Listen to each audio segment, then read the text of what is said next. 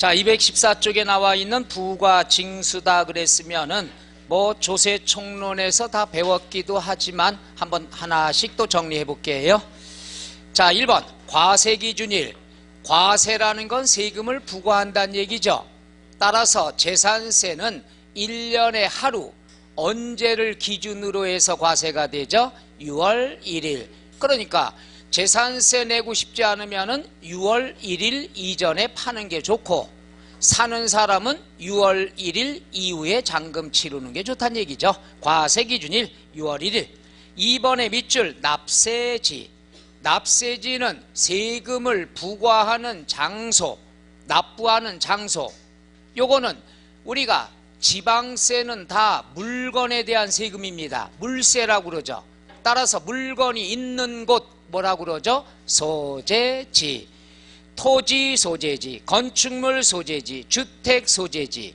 그런데 선박과 항공기는 고정된 재산이 아니죠. 이동하는 재산이죠. 이동하다가 잠깐 머무르는 곳.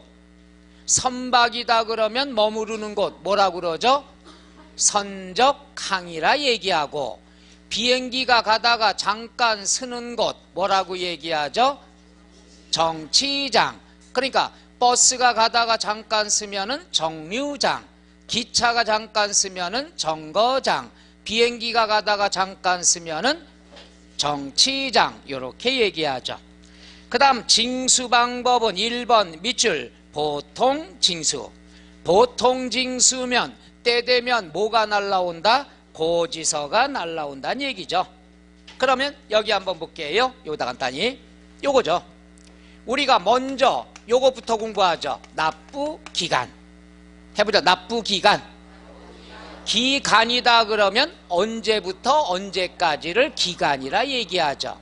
요걸 줄여서 납기라고 얘기하는 거죠. 그러면 예를 들어서 건축물, 선박, 항공기는 항상 7월에 걷습니다. 몇 월에? 그럼 7월 16일부터 7월 말, 요게 납부기간이 되겠죠. 그 다음 토지다 그러면 9월 달에 걷습니다. 그럼 9월 16일부터 언제까지? 9월 30일. 우리가 항상 얘기했죠. 7월 달이 납기다 그러면 1일부터 걷는 게 아니죠. 1일부터 15일까지는 고지기간이라고 그러죠.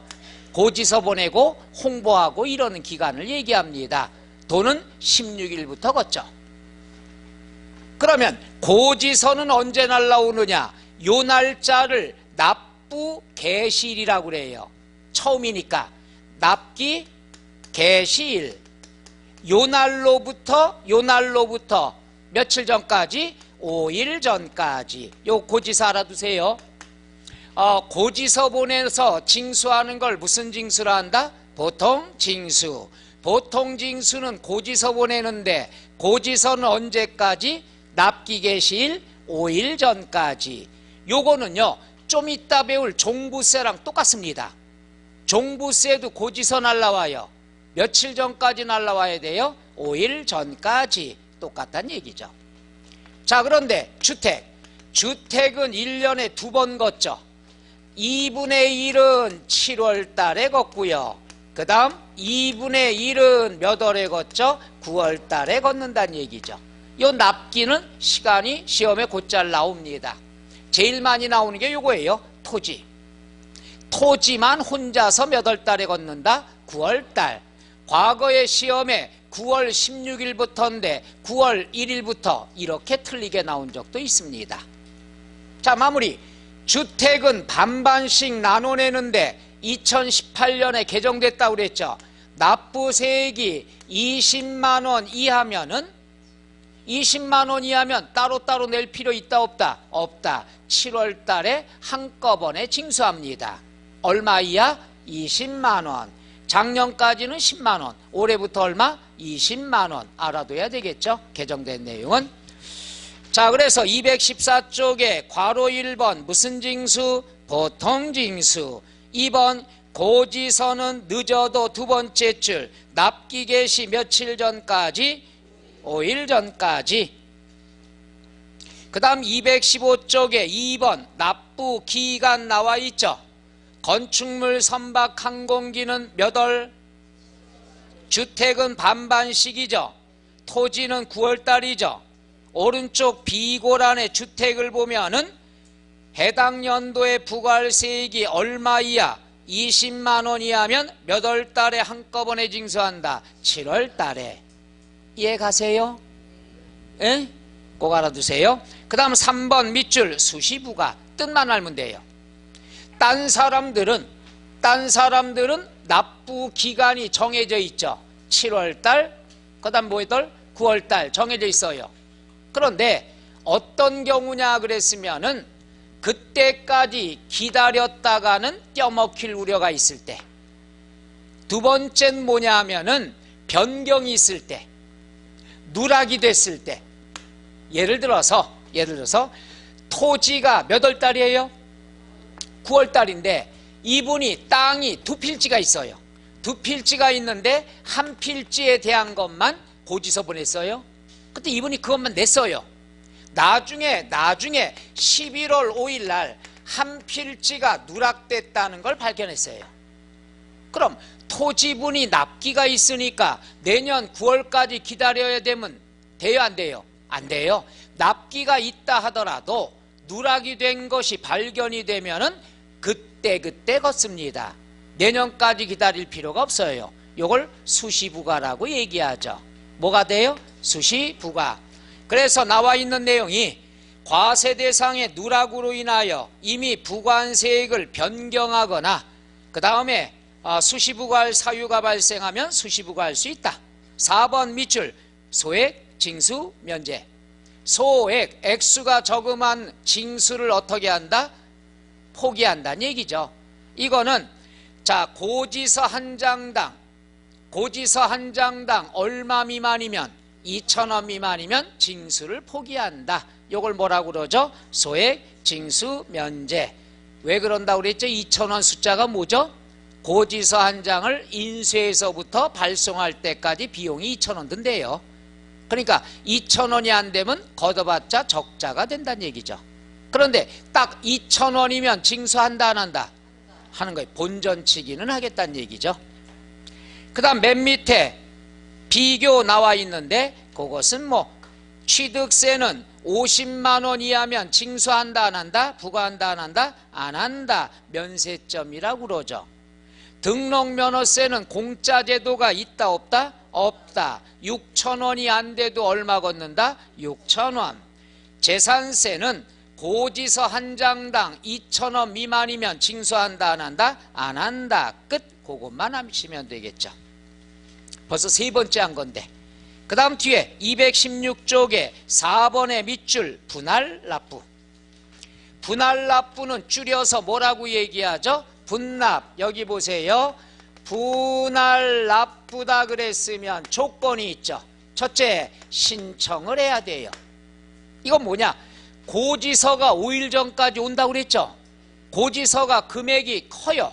금액이 크면 야, 나 금액이 커서 한꺼번에 못 내? 두 번에 나눠 낼래 라고 신청서를 제출해야 됩니다.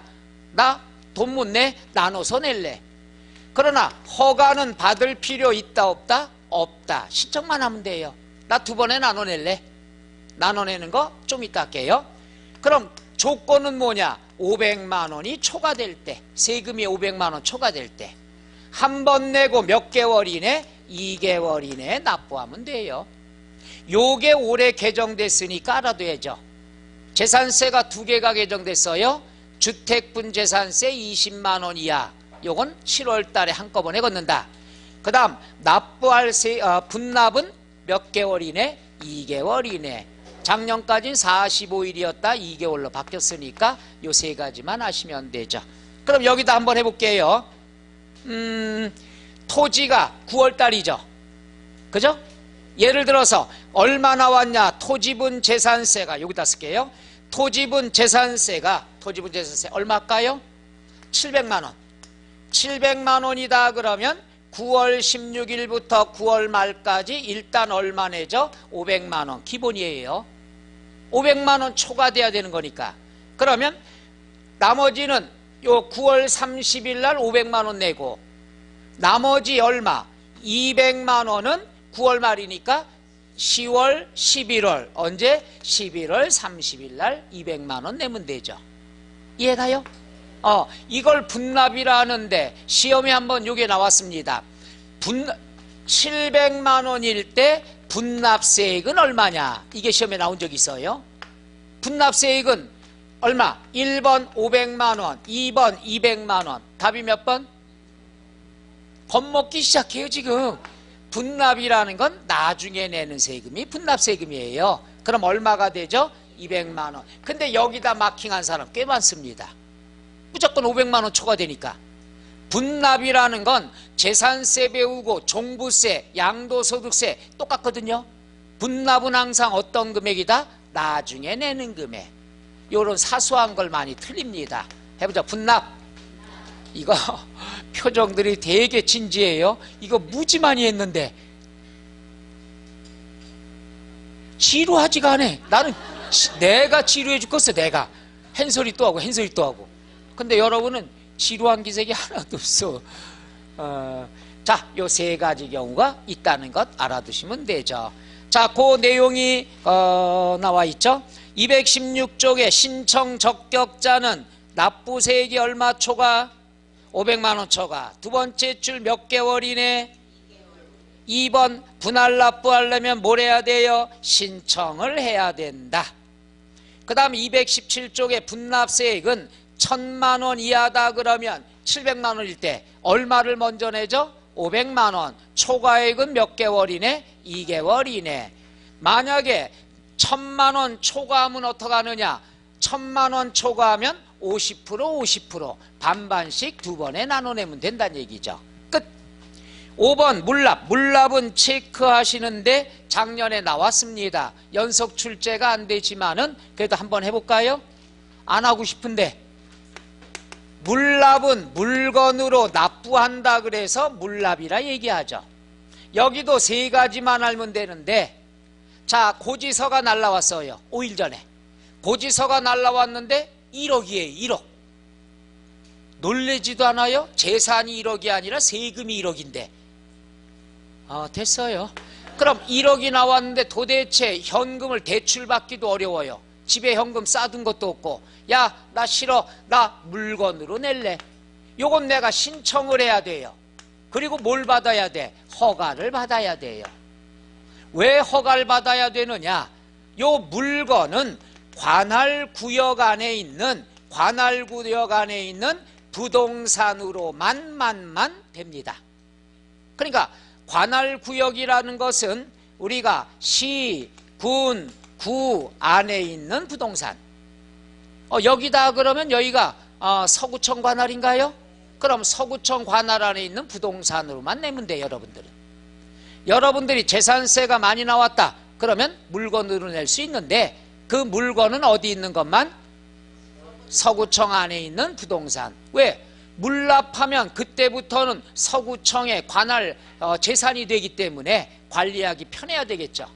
근데 이걸로 내야 되는데 제주도에 있는 귤밭으로 냈습니다. 그럼 관리하기 힘들죠. 서구청에서. 야, 이거면 안 돼? 불허가 내줍니다. 허가를 안 내줄 수 있죠. 이럴 경우에는 다른 부동산으로 변경을 해서 신청할 수 있습니다. 알았어. 제주도 거 포기하고 여 서구청 앞에 있는 걸로 내가 낼게. 그러면 당연히 허가를 내주면 되겠죠. 이해가요? 요게 시험에 나왔어요. 작년에 뭐라고 나왔냐? 허가를 받지 못했으면 다른 걸로 변경 신청할 수 있죠. 근데 허가를 못 받았으면은 금전으로만 납부해야 된다. 맞아요? 틀려요? 틀려요. 요게 나온 거예요. 요게. 변경 신청할 수 있는데 돈으로만 내야 된다. 허가를 못 받으면. 이게 틀렸다는 얘기죠. 유치하지 않아요? 표정은 뒤떠 어렵네. 오늘 왜 그랬네 다들. 그 다음에 물건 납부는 조건이 있습니다. 얼마 초과할 때? 1000만 원 초과할 때. 다 썼나요? 연속 출제는 안 되니까 이건 앞으로 공부 안 할 겁니다. 물납은 오늘로써 끝낼 거예요. 물납은 재산세만 있는 제도예요. 근데 출제가 됐으니까 이번 시험에는 물납 자체는 안 나오고 분할납부가 나올 수가 있는데, 분할납부가 재산세에서 나올지 종부세에서 나올지 양도소득세에서 나올지 모른다는 얘기죠. 다 내용은 똑같습니다. 자, 물납제도 나와 있어요. 그냥 이렇게만 하면 되죠. 밑줄 안 쳐도 되겠죠? 자, 뒤로 넘어가서 자, 219쪽 나왔어요. 6번 부가세를 배웠는데 너무 간단하니까 재산세만 내는 게 아니죠. 여기에 쫓아다니는 세금이 있죠. 쫓아다니는 세금 뭐라고 그러죠? 지방교육세 몇 프로? 20% 부가세, 쫓아다니는 세금이다. 그 다음에 7번 요거 나왔죠. 재산세 납세고지서에 나란히 고지되는 조세, 요걸 뭐라고 얘기하느냐? 우리가 세련된 말로 병기고지라고 그래요. 해보자. 병기고지. 고지서 한 장에 같이 쓸 수 있는 것, 요걸 병기고지라 하는데, 요거예요. 재산세라는 고지서에 같이 인쇄할 수 있는 세금은 뭐가 있냐 이거죠. 그럼 이걸 알아둬야 돼요. 재산이 있으면 내는 세금이 재산세죠. 재산세 패밀리가 있어요. 여기다 재산이 있으면 내는 세금 뭐가 있죠? 재산세. 그 다음 좀 이따 배울 뭐가 있죠? 종합부동산세. 그 다음에 지역자원시설세가 있어요. 요건 다 재산이 있어야 내는 세금이에요. 그러면 병기고지할 수 있는 것은 뭐가 있느냐? 지역자원시설세. 얘는 왜 안 됩니까? 얘는 납기가 이따 배우겠지만 12월 달이에요. 얘는 7월 아니면 9월이에요.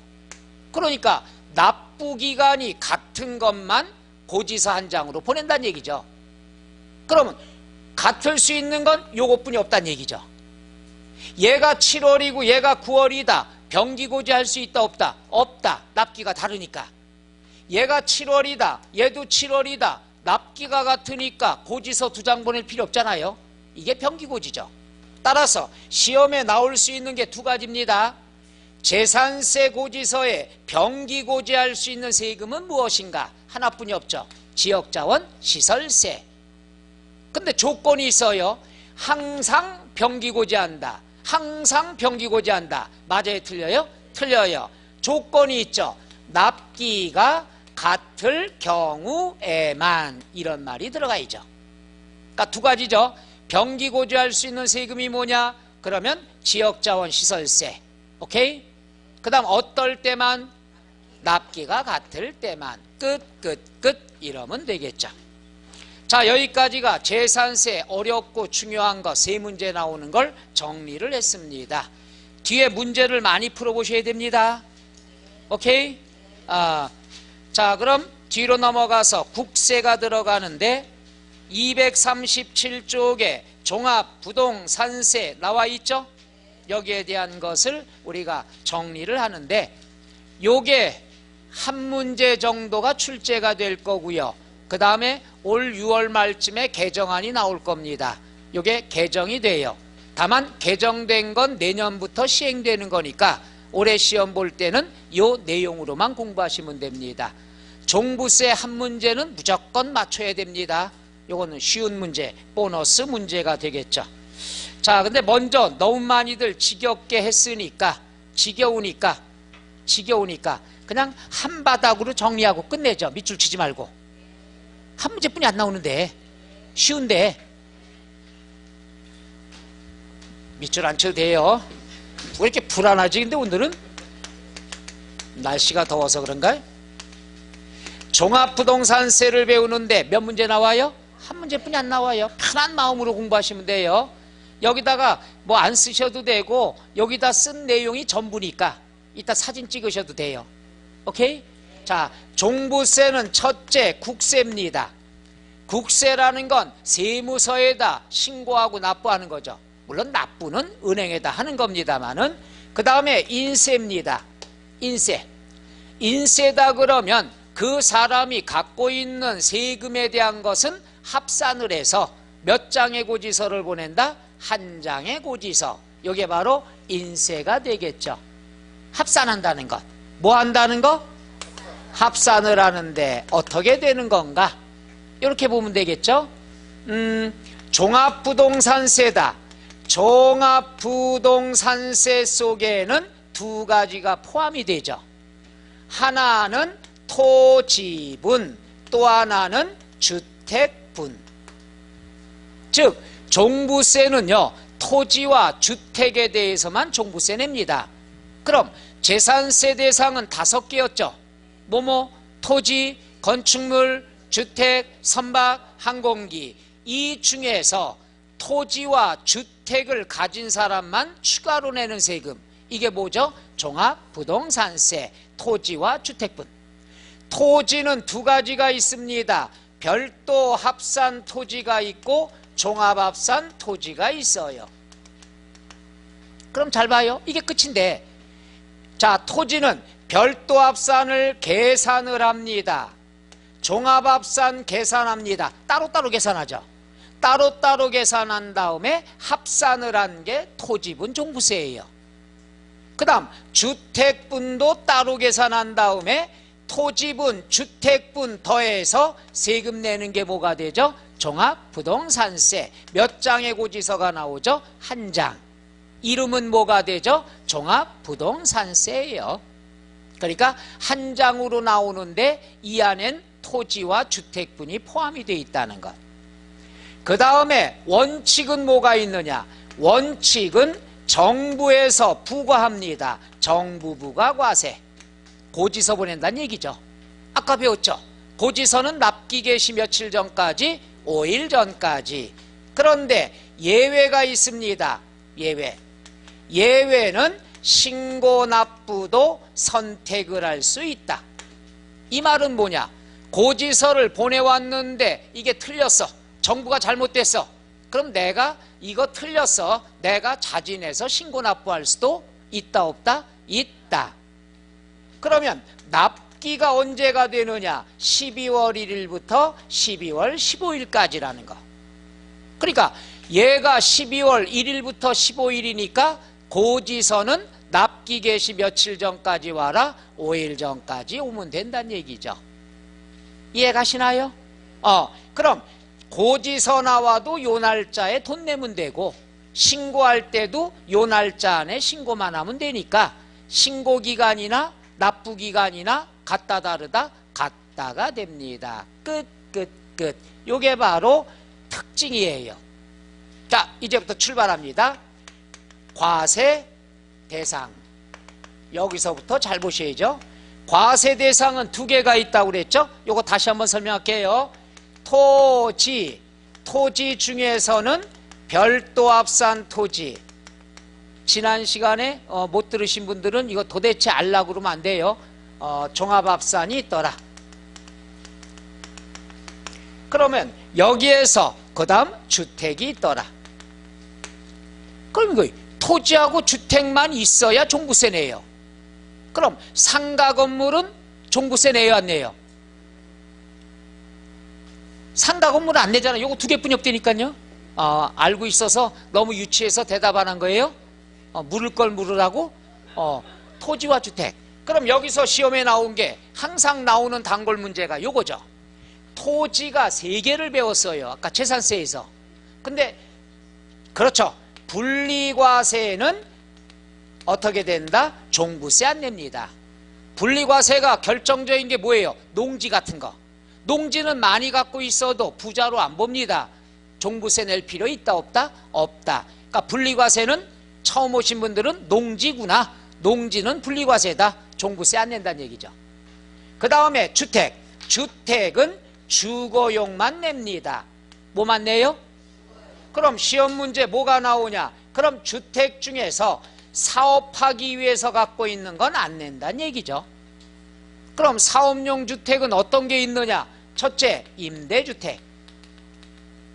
그 다음 뭐가 있습니까? 기숙사. 그 다음 사원용 주택, 사택이라고 그러죠. 그 다음에 미분양주택. 내가 건설업자예요. 원룸 한 동 지어서 팔고 그 다음 빌라 한 동 지어서 파는 거예요. 경기가 안 좋아서 지었는데 분양이 안 됐습니다. 요거는 주거용이 아니죠. 내 입장에서 판매용이죠. 사업용이 된다는 것. 그 다음 뭐가 있느냐. 아파트 101호에서 어린이집 운영하고 있습니다. 요거는 주택인데도 사업용으로 보는 거죠. 따라서 가정 어린이집. 그 다음에 뭐가 있느냐. 그럼 하나 더 본다면은 등록문화재. 문화재로 등록한 주택에 대해서는 우리가 종부세 안 내죠. 이건 이해가 잘 안 되죠? 문화재 주택 가져본 적이 없잖아요. 그죠? 뭐 이런 거 있잖아요. 저기 충청도에 가면은 뭐 김정희 고택 추사 그 옛날 집 있잖아요. 이런 것들이 등록문화재 주택. 그 문화재로 등록이 됐나요? 나도 확인 못 해봤어요. 괜히 한 말을 꺼냈어. 이걸로 끝낼걸. 그 다음에 마지막 별장. 요렇게 알아두면 시험은 여기서 많이 나오죠. 그러니까 종부세 과세 대상에 해당하지 않는 것, 해당하는 것, 이런 식으로 나옵니다. 해보자. 과세 대상. 그 다음 알아두셔야 될 게 요거죠. 종부세 개념이 뭐냐 이거예요. 재산이 있다. 재산이 있으면 기준금액을 정해놓고 기준금액 이하는 재산세만 내라. 기준금액이 초과되면 종부세 내라 이거예요. 하나의 재산에 두 번 과세가 되는 게 아니라 기준을 정해놓고. 그럼 뭐예요? 기준금액이 시험에 나온다는 얘기죠. 그럼 거기서 나올 게 이어서 두 번째 나옵니다. 이번에는 과세 납세 의무자. 그럼 어떤 사람이 종부세 내야 되느냐 이거죠. 요거는 요거에 따라 달라진다는 얘기죠. 요거 알아두실 때 지금부터 취득세, 등록면허세, 재산세에서 1년에 한 번씩 기준되는 금액을 공시하죠. 그 금액을 뭐라고 그런다고 그랬죠? 시가 표준액이죠. 국세는 이름만 달라요. 국세는 뭐라고 얘기하느냐? 공시가격이라 얘기합니다. 뭐라고 그래요? 공시가격. 내용은 똑같아요. 예를 들어서 땅이 있어요. 땅. 1년에 한 번씩 발표하는 그 땅값을 뭐라고 그러죠? 그렇죠. 개별 공시지가죠. 요게 지방세는 시가표준액이란 말을 쓰고 국세는 공시가격이란 말을 쓰는 거예요. 또 개별주택가격, 공동주택가격 1년에 한 번씩 공고하죠. 그게 지방세는 시가표준액이라고 그러고 국세는 공시가격이라 얘기하는 거예요. 말뜻 이해가요? 기준금액이다. 용어만 다르다. 공시가격을 합산한 금액이 80억 초과되면은 우리가 세금을 냅니다. 종부세. 80억까지는 기준금액이란 얘기죠. 만약에 90억짜리 땅이 있다. 그럼 80억까지는 재산세 내고 10억 되는 것만 몰래라 종부세 내란 얘기예요. 그러니까 시험은 계산 문제 안 나오죠. 금액이 얼마냐 이게 나오는 거죠. 그 다음에 종합합산이다 그러면 얼마 초과? 5억 초과. 주택이다 그러면 얼마 초과? 6억 초과. 여기서 한 가지 알아두세요. 주택이다 그러면은 무엇을 얘기하느냐? 2주택 이상을 얘기하는 거예요. 집이 두 채 이상 가진 사람. 왜냐하면은 집이 하나만 있으면 꼭 이런 표현을 쓰죠. 1세대 뭐라고 써요? 1주택이란 말을 쓰죠. 세대가 뭐죠? 세대? 나 이거 하니까 생각났어. 진짜 나 희한한 적이, 여기도 한번 그런 적이 있을 것 같은데 나중에 얘기해 줄게요. 그런 적이 있어. 아주 갑자기 그 생각이 확 나네. 한 달 전인가 어디 강의 나가는데 여기서 그랬던 것 같아요. 그러니까 예를 들어 전답 이런 게 있잖아요. 전답 과수원님 농지 아니에요. 요건 분리과세 아니에요. 그래서 내가 전하고 나면은 분리과세 이렇게 나와야 되는데 전하니까 그 다음 사람들이 여러분들이 답 이러더라고요. 이거 해설하기 진짜 힘든데 그 다음 말을 괜한 얘기했어. 내가 전하면은 분리과세 이래야 되는데 전하니까 따라서 답 이러더라고요. 이래도 이해가 안 가. 나중에 얘기해 줄게요. 또 그러니까 내 다음 말을 서로 주고받고 하더라니까 내가 황당해갖고 전혀 생각지도 못한 대답이 나와가지고 여기서 그랬던 것 같아. 그죠? 그죠. 기억날 거예요. 1세대 1주택. 1세대 1주택 꼭 이렇게 나오는 거예요. 이것도 저기서 그런 적 있다니까. 이거 나왔으니까. 1세대 하니까 여기서 1주택 이러더니까. 그 당시는 굉장히 황당했었는데 지금 아무것도 아니네. 1세대 1주택은 투기 목적이 아니라고 보죠. 세대라는 건 가정을 얘기하죠. 패밀리. 그럼 한 가정에서 집 하나 갖고 있으면 투기가 아니죠. 착하죠. 혜택을 줍니다. 9억 초과가 된다. 그럼 여기서 합산이라는 말을 주택만 먼저 해볼게요. 이거예요. 아버지가 집이 있어요. 4억. 아들도 집이 있어요. 4억. 한 집에 살아요. 1세대죠. 몇 주택? 2주택. 이럴 때 종부세는 합산을 합니다. 한 가족이 갖고 있는 공시가격을 합산한다는 거예요. 아버지가 2채 가지고 있어도 합산하는 거고, 한 가족이 2채 갖고 있어도 합산하면 얼마가 되죠? 8억이죠. 8억 중에서 2주택 이상은 6억까지는 뭘 내죠? 재산세. 2억은 뭘 내죠? 종부세 낸다는 얘기예요. 이게 합산이라는 개념이야. 1세대 2주택. 이해 가요? 노노노. 아버지가 집이 하나 있는데 8억이에요. 그런데 자식은 가진 게 없어요. 배우자도 그렇고. 그럼 1세대 1주택이 되겠죠. 그럼 혜택을 주죠. 8억이면 8억 뭐만 내면 돼요? 재산세만 내면 된다는 얘기죠. 합산 개념 이해 가요? 여러 개 있으면 합산해서 6억이에요. 왜? 집을 여러 개 왜 갖고 있냐 이거예요. 하루는 여기 자고 하루는 여기 자고 이러면 안 된다는 얘기죠. 한 가족이니까. 그래서 1세대 1주택만 혜택을 주는 거예요. 오케이? 그런데 이런 게 있죠. 아버지가 집을 하나 갖고 남편이 집을 갖고 있어요. 얼마? 10억짜리예요. 그럼 요거는 1세대 1주택 8억까지는 뭘 내죠? 재산세. 그 다음 2억은 뭘 내죠? 종부세가 있죠. 당황하지 말고 NG. 자, 9억까지는 재산세 내고 1억은 종부세 내면 되겠죠. 근데 그걸 피하는 방법이 있죠. 실무에서 시험은 안 나오는데 이걸 부부 공동명의로 하면 남자가 5억 5억 해서 각각의 주택으로 봅니다. 이럴 때는 공동명의 하면. 그러니까 재산세만 내지 종부세 낼 필요 있다 없다? 없다. 근데 이 와중에 여러분 표정은 우리 동네 그 정도 되는 가격 없어. 이러면 내가 할 말은 없지만 앞으로 본다면.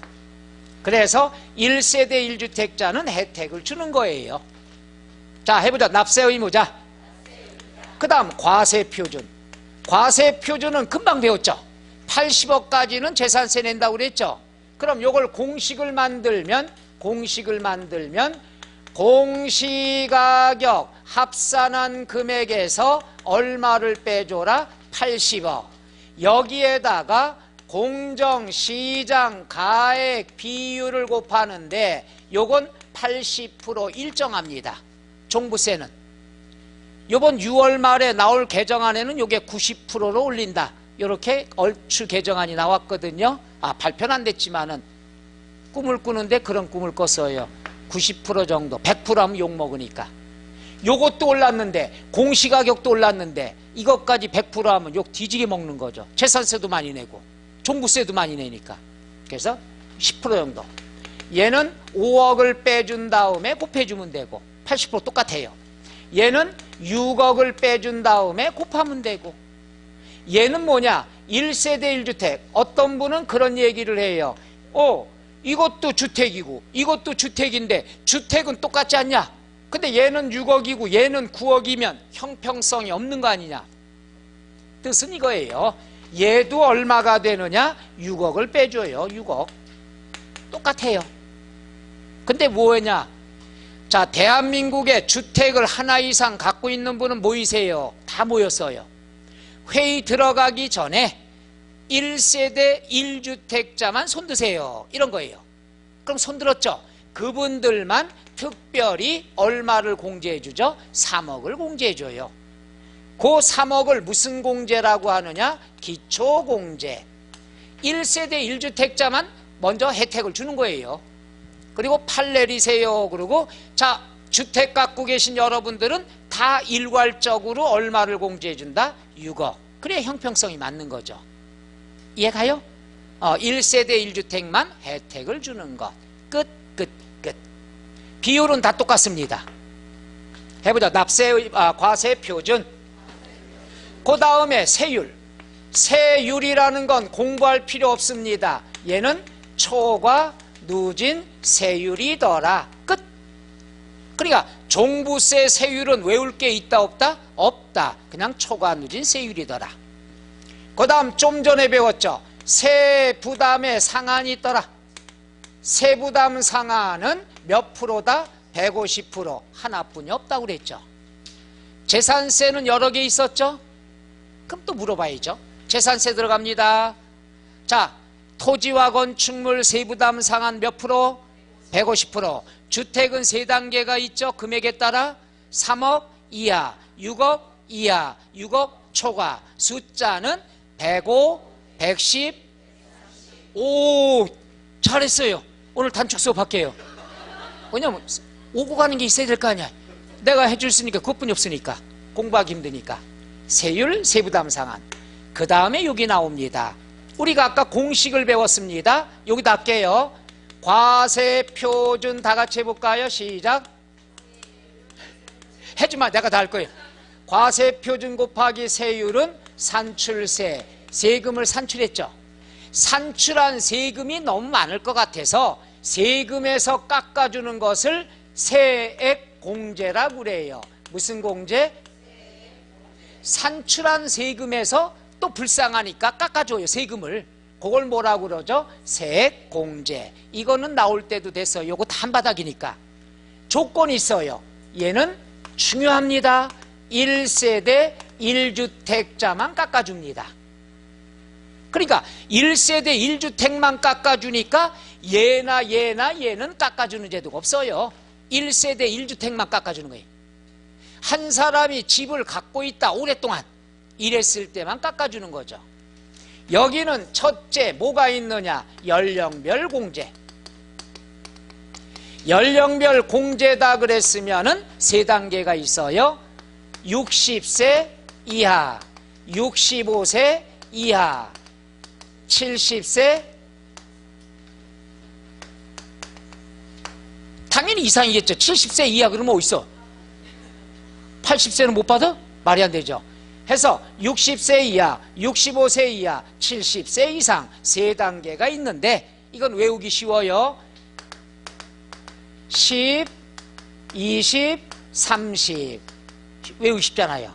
그러니까 나이만 보면 돼. 60세 이하, 65세 이하, 70세 이상.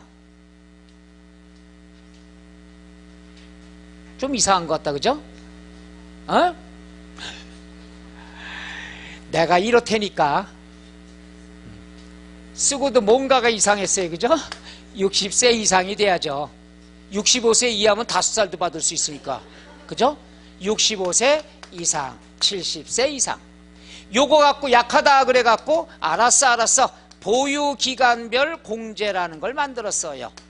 요거는 몇 년 이상이냐? 5년 이상, 10년 이상. 2가지가 있어요. 요거는 짝수로 나갑니다. 20, 40. 그러니까 외우기가 아주 쉬워요. 그러니까 60세 이상이면 연령별 공제를 받을 수가 있고, 요거는 10%다 그러면 산출한 세액에 대해서 10%야. 예를 들어 10,000원이 산출됐다. 65세다. 60세, 62세다. 그러면 몇 프로? 10%. 1,000원만 공제받는 거예요. 근데 딸랑 1,000원? 이게 아니죠. 종부세는 세금 자체가 크니까. 오케이? 근데 보유기간별 공제랑 해서 2가지는 중요한 것. 중복 적용을 받을 수 있다, 없다? 있다가 있다. 60세 이상이면서 5년 이상 보유했으면 얘도 받고 얘도 받을 수 있는 거예요. 중복 적용 받을 수가 있다. 끝. 자, 그런데 우리가 보유기간 계산할 때, 좀 이따 설명해 드릴까? 보유기간부터. 보유기간을 계산할 때 2가지가 알아두셔야 될 게 있어요. 첫째, 재개발이다, 재건축이다 그랬을 때 보유기간은 합산이 들어갑니다. 합산. 용산에 4층짜리 건물이 갑자기 무너졌죠. 그게 몇 년 됐다고 그러죠? 50년 됐다고 그러죠. 그럼 멸실된 건 50년이고 철거했으니까 자진 철거가 된 거니까 재건축 들어가야죠. 재건축해서 1년을 보유하고 있다가 매각을 한다. 그럼 보유기간은 몇 년이 되죠? 51년이 된다는 얘기죠. 즉 멸실했을 때 주택의 보유기간과 재건축한 기간을 어떻게 한다? 합산을 하는데 여기에 대해서는 끝을 내봅시다. 끝을 보유기간 계산할 때 끝을 내보죠. 첫째는 뭐냐? 도시개발법에 의해서 법률에 의해서 재개발, 재건축이 들어갔다. 이건 법률에 도시개발법, 주거환경정비법에 따라서 재개발 들어갔어요. 재건축 들어갔어요. 그럼 기간은 어떻게 하느냐? 제일 중요한 게 요거예요. 공사기간. 이거 알아두세요. 공사기간을 인정을 하느냐 인정을 못하느냐 요거예요. 법률에 의해서 재개발 재건축 들어가면 공사기간도 인정을 해줍니다. 그래서 요거죠. 집이 있었는데 요게 2년 보유했다가 재건축 들어가서 1년 공사하고 다시 2년 갖고 있다가 양도를 했다. 그럼 공사기간도 어떻게 해줘라? 포함해라. 2년, 1년, 2년 모두 몇 년? 5년 되는 거예요. 법에 의한 재개발 재건축은. 그런데 법률이 없어. 법률이 없으니까 재개발 없겠죠. 재개발은 법에 의해서 하는 거니까. 내가 혼자 재개발해요? 우리 집 이거 심심한데 재개발이나 할까 그래요? 재건축이죠. 이거 법률에 의한 게 아니니까 공사기간은 인정을 못해요. 만약에 공사기간을 인정해주면 악용할 수가 있잖아요. 공사기간인데 비과세 받으려고 집 짓는데 내가 지을 거야. 오늘은 벽돌 하나 올려놓고 아이고 허리야 오늘 쉬어야지 끝. 다음 날은 벽돌 2장 올리고 수영하러 가고. 그래서 2년을 걸려서 지었다. 이걸 인정해주면 짓자마자 팔면 비과세 받을 수 있다는 얘기죠. 뭔 말인가 알겠어요? 악용할 수가 있기 때문에 법률에 의한 공사기간만 인정을 해줘요. 내 개인적으로 하는 재건축에 대해서는 공사기간 인정을 안 합니다. 궁금하면 힘이 남아 돌면은 이따 집에 가서 집을 1층부터 부시기 시작해봐요. 미안합니다. 요거에 대한 거 꼭 알아두고요. 꼭 두 번째가 요겁니다. 상속. 끝내줄게요. 오늘은 뭘 해도 안 되는만. 그죠? 이따가 저기 광주 송정역에서 벤치에 앉아서 울고 있으면 난주하세요. 비둘기하고 아마 대화 나누고 있을 거예요. 상속은 두 가지로 보면 끝입니다. 동거하고 있느냐 별거하고 있었느냐. 별거라니까 좀 이상하죠? 동거하고 있었느냐 안 했느냐. 요거예요. 아버지 집이 있어요. 아버지 집이 있어요. 아들이 집이 있어요. 따로따로 살았어요. 따로따로 살다가 아버지가 돌아가셨어요. 그럼 요걸 상속받겠죠. 상속받았을 때 요것은 언제부터 보유기간으로 잡아주느냐 이거죠. 따로따로 살았으면 봉양을 안 했다는 얘기죠. 그럼 요럴 때는 불이익을 줘요. 불이익은 뭐냐?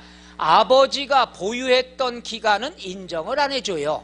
아들이 보유한 기간만 인정을 해주는 거죠. 따라서 이럴 경우에는 동거 안 했으니까 상속 개시일로부터 취득일을 인정해 준다는 얘기죠. 상속 개시라는 건 아들이 상속 받은 날부터 보유기간이 되는 거란 얘기죠. 이해가요? 그런데 아버지가 집이 있는데 아들이 아버지 집에 가서 같이 살았어요. 동거하고 있어요. 그랬다가 아버지가 돌아가셨어요. 동거했다는 자체는 그만큼 효도했다고 보는 거예요. 그 집이 그 집이죠. 그럼 보유기간은 아버지 보유기간도 합산을 해준다는 얘기죠. 효도했으니까. 그럴 때는 돌아가신 분을 뭐라고 그러죠? 피상속인의 취득일부터 인정을 해준다는 얘기죠. 돌아가신 아버지가 취득한 날부터 보유기간이 들어가는 거예요. 효도했으니까. 상식적이잖아요. 그래서 효도하란 뜻이에요. 근데 시험에 뭐가 나온 적 있었냐? 맨날 아버지 아들 아버지 아들, 딸도 안 나왔어요. 여태까지 한 번도. 아버지 아들 아버지 아들. 그래서 아들이 든든 걔는 또 얘기를 했어. 아버지 아들만 나왔다가 어느 날 뭐가 나왔냐? 배우자가 나왔어요. 배우자가 남자인지 여자인지 몰라요? 배우자가 나왔습니다. 그럼 질문할게요. 자, 배우자는 동거해요, 별거해요? 몇몇 사람들은, 눈동자가 흔들린 사람들은 지금 여러분 입장을 물어본 게 아니잖아. 그걸 고민하고 있어. 배우자는 무조건 동거해요. 배우자는 동거니까 언제부터? 배우자 똑같은 거예요. 배우자 돌아가신 분, 피상속인이라 할 수 있고 아버지라 할 수도 있고 배우자로 할 수도 있죠. 요 취득한 날부터 적용한다는 얘기죠. 이해가세요? 그래서 동거, 상속이 나왔을 때는 동거냐 아니냐 이거 알면 끝이. 더 이상 보유기간은 이거 이외의 것은 없습니다. 제일 중요한 게 이거예요. 요건 책에 없지만은 미리 해드린 겁니다. 해보죠. 보유기간. 그 다음에 이제 예외되는 게 있어요. 1세대 2주택인데 특별한 예외사항이 있는 거예요. 뭐가 있느냐 그러면 해보죠. 혼인, 동거봉양. 이럴 때 동거봉양은 양도소득세는 개정이 됐습니다만 올해, 근데 종부세는 개정이 안 됐으니까 똑같습니다. 요건 뭐냐? 여기다 하고 지울게요. 남자가 집이 있어요. 여자도 집이 있어요. 결혼했어요. 결혼했으면 동거해요, 별거해요? 그럼 1세대가 되겠죠. 2주택이죠. 그죠? 이럴 때는 이게 4억짜리다, 3억짜리다 이렇게 나왔으면 합산하면 얼마가 돼요? 7억이 되면 6억까지는 재산세 내고 1억은 종부세 내야 되겠죠. 1세대 2주택이니까. 그런데 특례를 준 거예요. 우리나라는 저출산 국가죠. 결혼했으면 종부세 신경 쓰지 말고 애 낳는데 신경 써라 해서 5년의 시간을 줍니다. 몇 년? 5년간은 각각의 주택으로 봐요. 그럼 재산세만 내지 종부세 낼 필요 없다. 5년이면 애 한 4명은 낳을 수 있잖아요. 그래서 저출산 국가니까 5년간 혜택을 준다는 것. 그 다음에 요거죠. 아버지가 있어요. 집이 4억짜리예요. 아들이 집이 있어요. 4억짜리예요. 그런데 아들이 아버지 집에 살건 아버지가 아들 집에 살건 동거하면서 봉양을 할 때, 이럴 때도 돌아가시기 전까지 효도하라 그래서 몇 년간은 5년간은 따로따로로 인정합니다. 그럼 종부세 낼 필요 있다 없다? 없다. 동거가 들어가 있죠. 봉양이다 그러면 60세 이상의 직계존속이에요. 60세 이상의 직계존속인데 두 분이 다 60세 넘지 않아도 돼요. 한 분만 넘으면 돼요.